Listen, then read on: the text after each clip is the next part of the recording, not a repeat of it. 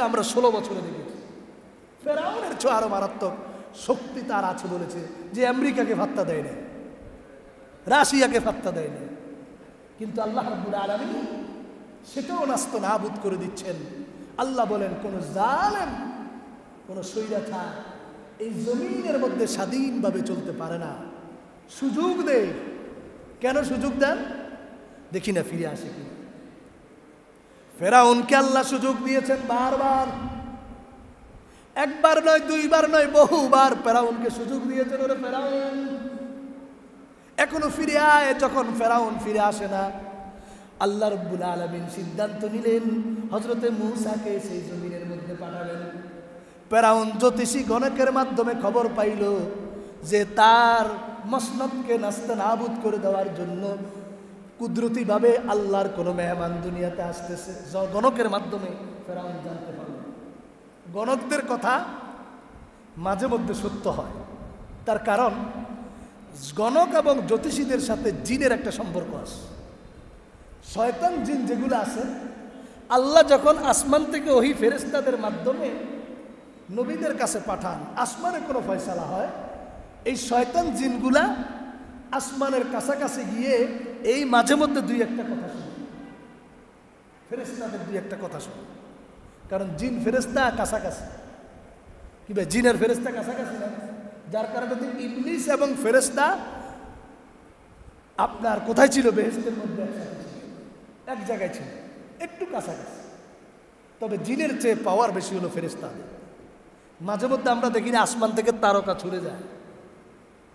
এই তারকা ছুটা এটা আসলে কোনো ধরনের কাল্পনিক বিষয় না, বাস্তব। হাদিসে এসেছে, কিতাবে এসেছে, আল্লাহ পাক এই জিন শয়তানকে মাঝে মধ্যে আসমান থেকে ফেরেশতাদের মাধ্যমে তারকা বের করে, যে মা রোকে ও যেন কথা শুনতে পারে। এই জন্য দুই একটা কথা, 100 কথা যদি গণক বলে তো 99টা মিথ্যা, একটা সত্য হতে পারে। তাই বলে আমরা গণকের কাছে যাব না। গণকের কাছে যদি কেউ যায়, জ্যোতিষীর কাছে যদি কেউ যায়, গিয়ে গণায়, তার 40 দিনের ইবাদত ধ্বংস হয়ে যায়।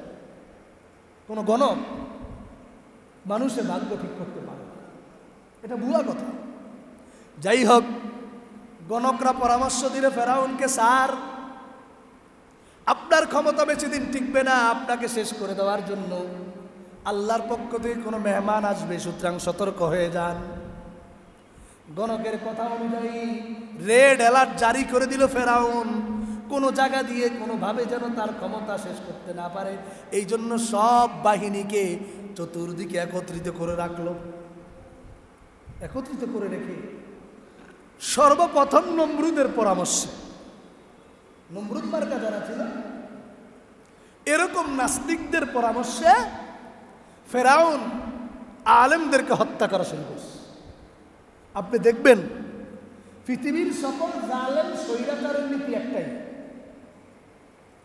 এরা পৃথিবীর মধ্যে ধরে ধরে কারা কোরআনের জ্ঞানী, কোরআনের স্কলার, তাদেরকে ধরে ধরে ফাঁসির কাছে ঝুলায় অথবা জেলখানায় বন্দি করে রাখে। এটা বাংলাদেশে না, শুধু সারা পৃথিবীতে আছে। এটা যদি শুধু 16 বছরেই বাংলাদেশে হয়েছে এমন নয়, সারা পৃথিবীতে চলতেছে। আপনি সৌদি আরবের দিকে তাকান না, কত বড় বড় সাহেব, কত বড় বড় কোরআনে হাফেজ, বাইতুল্লাহ শরীফের ইমাম, শুধু সৌদি বাদশার বিরুদ্ধে একটু মুখ খুলেছে, সাথে সাথে তাকে অ্যারেস্ট করে গুম করে ফেলছে। কোনো হদিস নেই, আছে না নাই? সব জালেম, সব জালেমের লিস্ট, সব জালেমের স্বৈরাচার ফ্যাসিস্টের সিস্টেমটা কিন্তু এরকমই। ফেরাউনও ক্ষমতাকে ফাঁকাভুক্ত করার জন্য আল্লাহর দেওয়া ওহী যেন মানুষ ভুলে যায়, আল্লাহর দেওয়া দ্বীনকে যেন ভুলে যায়, এই জন্য ফেরাউন সর্বপ্রথম আলেমদেরকে বন্দি করে রেখেছে, হত্যা করেছে। কারণ একটা জিনিস খেয়াল রাখবেন, পৃথিবীর থেকে যদি কোরআনের এলেম উঠে যায়, কোরআনের বিধান উঠে যায়, সেই পৃথিবীকে নষ্ট করা খুবই সহজ। মনে করেন আমাদের বাংলাদেশ, আল্লাহ হেফাজত করুন, আমি কোরআন বিরোধী কোনো আইন যদি বাংলাদেশে বাস্তবায়ন হয়, কোরআনকে বন্ধ করে দেওয়া হয়, কোরআনের বিধান চলবে না, একে একে এই বাংলাদেশ একসময় ধ্বংস হয়ে যাবে। মানুষ বুঝবে না কোনটা হালাল কোনটা হারাম, মানুষ বুঝবে না কোনটা হক কোনটা না হক। কোরআন এসে মানুষকে সভ্য জাতি বানিয়েছে। কোরআন ছাড়া পৃথিবী ছিল অসভ্য, কোরআন ছাড়া পৃথিবী ছিল নোংরা, কোরআন ছাড়া পৃথিবী ছিল আনসিভিলাইজড, কোরআন ছাড়া পৃথিবী ছিল মানুষ মানুষকে জুলুম করত, নির্যাতন করত, মানুষ জানতো না কোনটা ন্যায় কোনটা অন্যায়। কোরআন এসে পৃথিবীর মানুষকে অন্ধকার শিখিয়েছে, আলো শিখিয়েছে, ন্যায় শিখিয়েছে, অন্যায় শিখিয়েছে। বলেন সুবহানাল্লাহ। এই জন্য আল্লাহ রাব্বুল আলামিন পবিত্র কোরআনের মধ্যে আয়াত নাজিল করে দিয়ে বলেন আলিফ লাম রা কিতাবুন আনজালনাহু ইলাইকা লিতুখরিজান নাসা মিনাদ-দুলুমাতি ইলান-নূর। আল্লাহু আকবার। হে বামুন, হে মানুষ, আমি তোমাদেরকে এমন একটা কিতাব দান করেছি যেই কিতাব তোমাদেরকে অন্ধকার থেকে আলোর দিকে নিয়ে আসে। সুবহানাল্লাহ। কি ভাই ঠিক কিনা? কোরআন যদি না থাকতো আমরা সভ্যতা অসভ্যতা কিছুই জানতাম না। হোয়াট ইজ দ্য লিবার্টি আমরা জানতাম না, হোয়াট ইজ দ্য সিকিউরিটি আমরা জানতাম না, মানবতা কাকে বলে, হিউম্যানিটি কাকে বলে আমরা জানতাম না, লিবার্টি অফ স্পিচ আমরা জানতাম না, ফ্রিডম অফ এক্সপ্রেশন।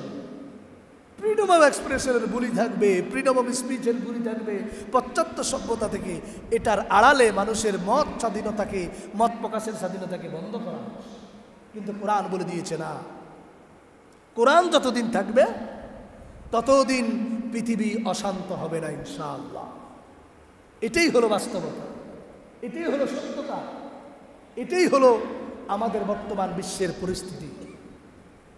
কয় ফেরাউন আলেম ওলামাকে এইভাবে মেরে ফেললো, হত্যা করল।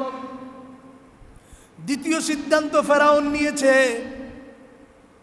আমার ক্ষমতার মস্তদকে দখল করার জন্য যেন ছোট্ট ছোট্ট এই যুবকদের থেকে কোনো মানুষ তৈরি না হয়, এই জন্য যুবকদেরকে বিভিন্নভাবে নির্যাতন শুরু করলো।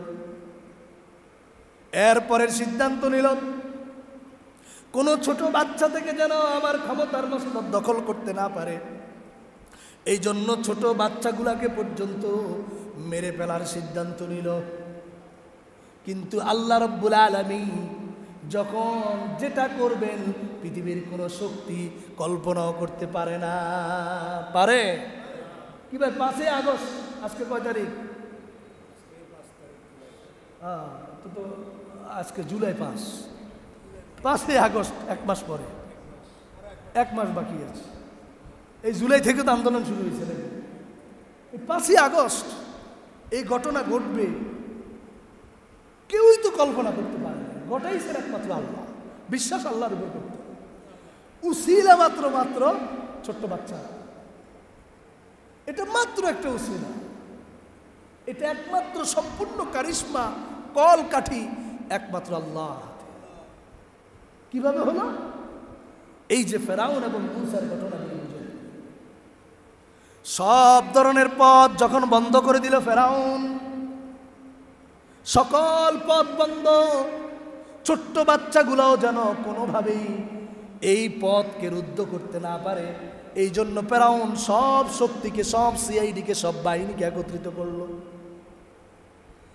হযরতে মূসা আলাইহিস সালাতু ওয়াস সালামকে আল্লাহ রাব্বুল আলামিন তার মায়ের পেটে, যখন নাকি মূসা আলাইহিস সালাম এসে গেলেন মায়ের পেটে, মূসার মা ভয় পেয়ে গেলেন, হায় রে, আমার এই সন্তানকে আমার সামনে জবাই করে ফেলবে, এটা বরদাস্ত করতে পারবো না, প্রয়োজনে সমুদ্রের মধ্যে ভাসায়া দিব, তারপরে সন্তানকে জবাই করতে দিব না।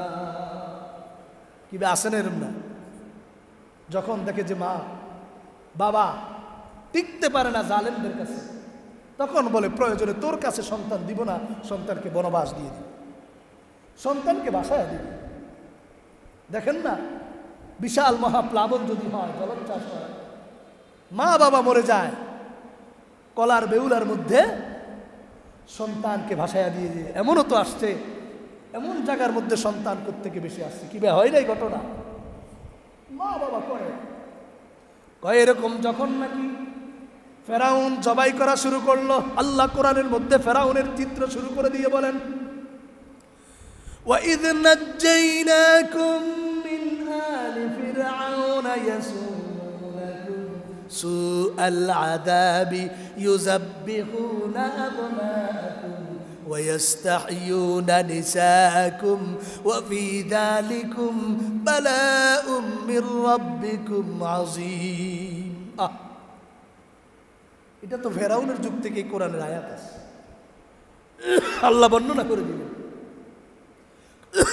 ফ্যানটা একটু কমায় দেন, হালকা কমায় দেন। যখন নাকি মুসা আলাইহিস সালাতু ওয়াস সালামকে মায়ের পেটে যখন নাকি মুসা আলাইহিস সালাম আসলেন, প্রসব করার সময় হয়েছে, ভূমিষ্ঠ হওয়ার সময় হয়েছে, মুসা আলাইহিস সালামের আম্মা জান চিন্তা করলেন, না না, এই সন্তানকে ফেরাউনের সামনে জবাই করতে দেব না, কারণ ফেরাউন তার ক্ষমতাকে পাকাপোক্ত করার জন্য হাজার হাজার শিশুকে জবাই করে ফেলেছে, যুবককে জবাই করে ফেলেছে।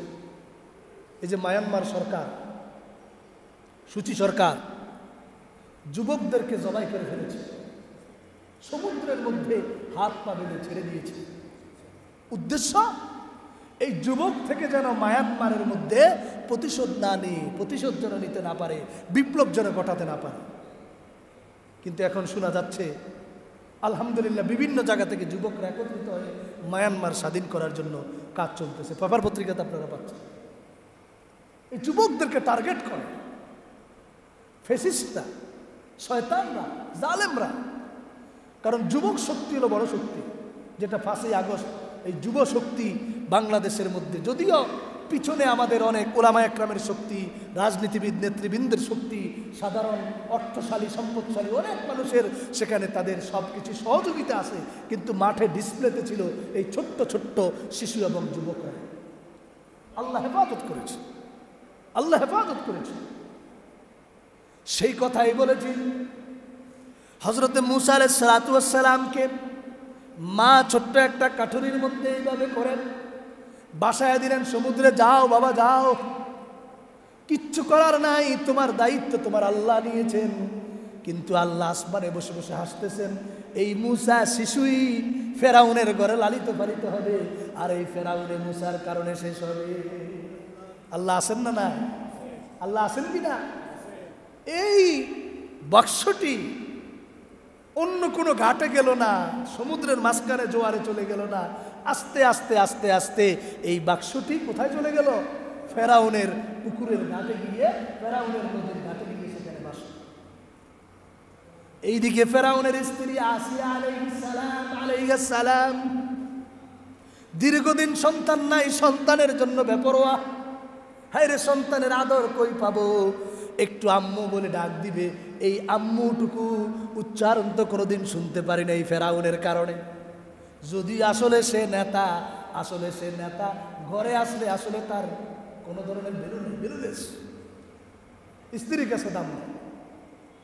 চিন্তা করলো, সন্তান পাইছি, আরো কি আল্লাহ রাব্বুল আলামিন পৃথিবীর সকল সন্তানের মহব্বত হযরতে মুসা নবীর ভিতরে ঢেলে দিয়েছে।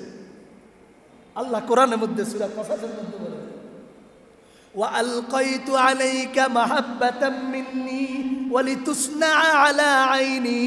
ওরে মুসা, তোমার ভিতরে সব মহব্বতকে আমি আল্লাহ ঢেলে দিয়েছি। মানুষ যখন তোমাকে দেখবে, দেখার সাথে সাথে তোমাকে বুকে নিতে আদর করতে বাধ্য হবে। সব করে কে? না, সব করে কে? আল্লাহ। সমস্ত কিছু মালিক আল্লাহ। হযরতে মুসাকে দেখার সাথে সাথে হযরতে আসিয়া আলাইহিস সালাম কোলে নিয়ে সুন্দরভাবে আদর দিয়ে বাসায় যখন নিয়ে গেলেন, রাজপ্রাসাদে উঠালেন, ফেরাউন আইসা দেখলো এটাই তো মনে হয় আমার দুশমন হতে পারে। আসিয়া গরম হয়ে গেল, ফেরাউনকে বলেছে, খবরদার, এত কিছু তুমি করেছো, এত কিছু তোমার জেনেছি, অনেক দিন তোমার সাথে ছিলাম, একটা সন্তান দিতে পারো না, তুমি কি আসলে খোদা না হুদা? জনগণের কাছে বলে দিব, আসলে কি তুমি খোদা না হুদা? তোমার অবস্থাটা কি এটা আমি জানি। তাল বেতার করবা, মেজাজ যখন খারাপ হবে, তোমার রাজপ্রাসাদে যখন বলবা, তখন সব গোপন তথ্য ফাঁস করে দেবে। ফেরাউনকে বাবা থাক থাক, সারেন্ডার করছে। করার পরে মুসা আলাইহিস সালাম লালিত পালিত হচ্ছেন, কি সুন্দরভাবে মুসা আলাইহিস সালামকে বুকের দুধ খাওয়ানোর জন্য কারো পছন্দ হয় না, কেউ পারবে না। ওই মুসার আম্মা, আল্লাহ পাক কবুল করায় দিয়া মুসার আম্মা এসে মুসা আলাইহিস সালামকে দুধ পান করায় দিতেছেন। সুবহানাল্লাহ। কি ভাই, এগুলো সব কারিশমা কার?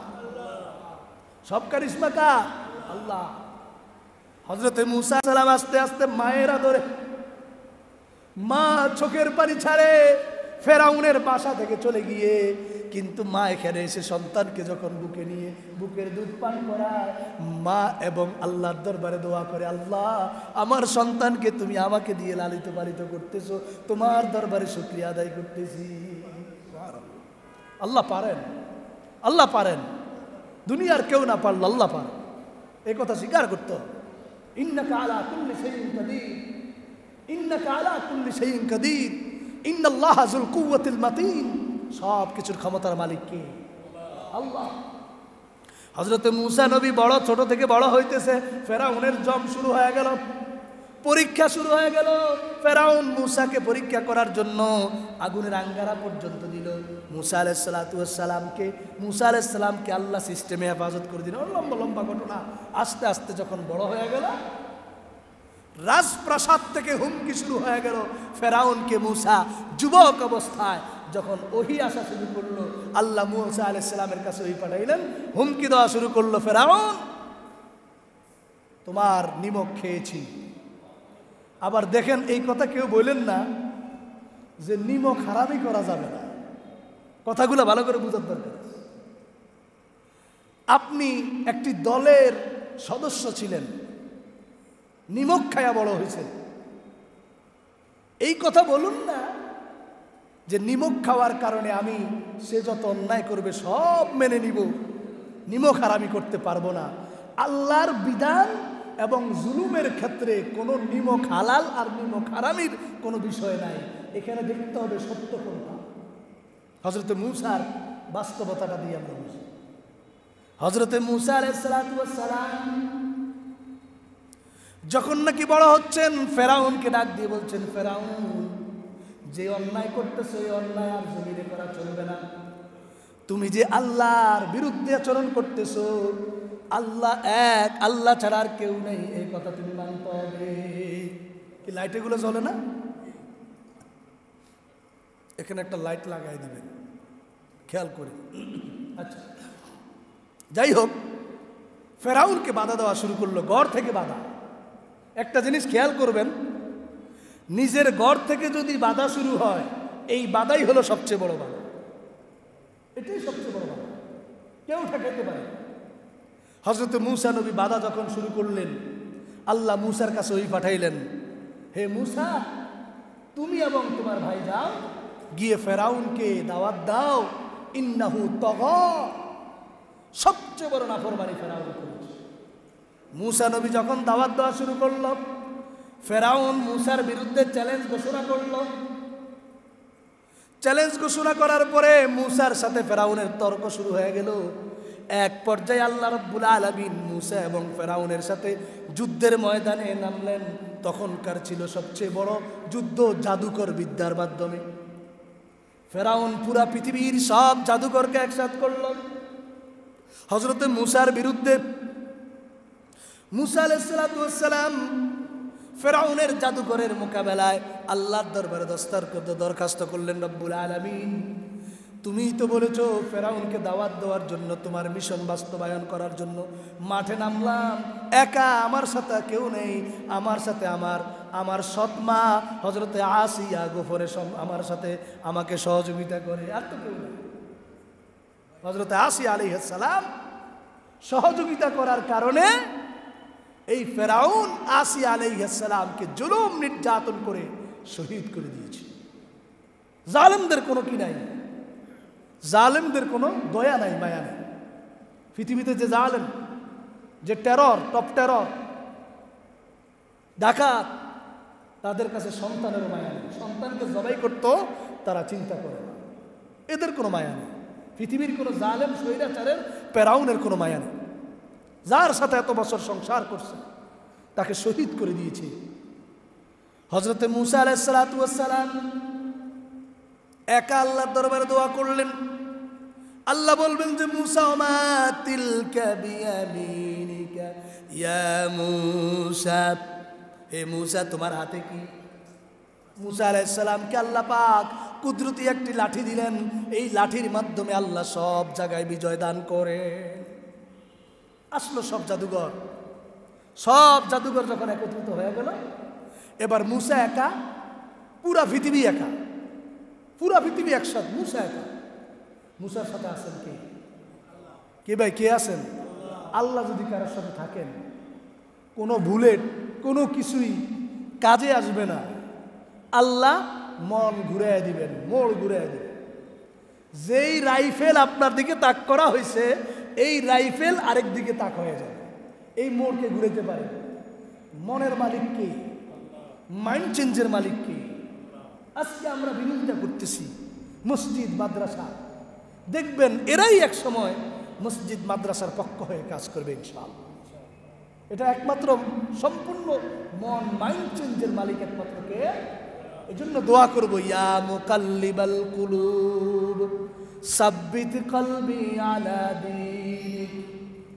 সব সময় রাসূল শিখিয়ে দিয়েছেন এই দোয়া করো, ইয়া মুকাল্লিবাল কুলুব সাব্বিত কলবি আলা দীনিক। ও অন্তরকে পরিবর্তনকারী, তুমি আমাদের অন্তরকে তোমার দ্বীনের জন্য কবুল করে নাও। দোয়া করবো তো ইনশাআল্লাহ।